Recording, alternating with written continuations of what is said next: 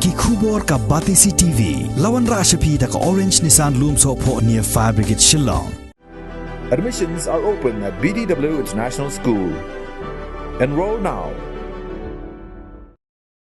Ka Working President Jong Meghalaya Pradesh Congress Committee ka Dr. Maisel Ampareen Lingdo kamshim la Jubab AA wat tang khandiat ru iki Jingkylli jong kilat pathai Khubor habaki persang ban keli ka ka rai ka bami na ka jinyalang jong ki sangut ki MLA jong ka seng Congress.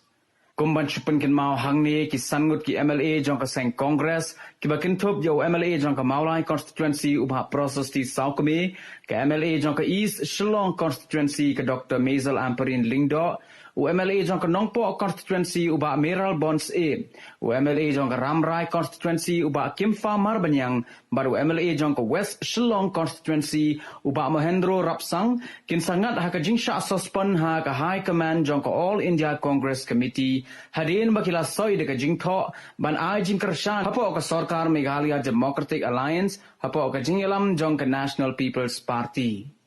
Meghalaya Pradesh Congress Committee kala Shimrai ban ai jingmut sha ka All India Congress Committee ban penshitom nyekini ki sangut ki MLA jong ka party ha ka jingelang ka balalong ha ka khat artri ko banai rempang arhajar arpuar.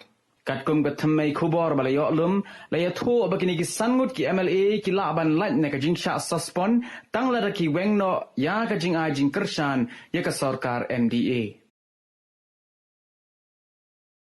What is the outcome of your meeting? No comments. The AICC has approved your suspension, so can you tell us? No comments. Did you receive a letter from IC? No comments. A show cause notice. No comments. Why this silence now? No comment.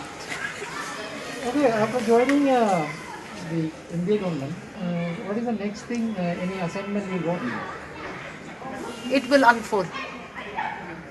Wait for the time. Will you be withdrawn from the government under pressure? No comment. Okay, the other day when the MPCC had a meeting, so two of the MLAs were present in the meeting. So what was that all about? No comment.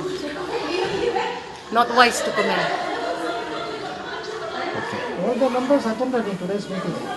All of us were there. What was their view? No comment.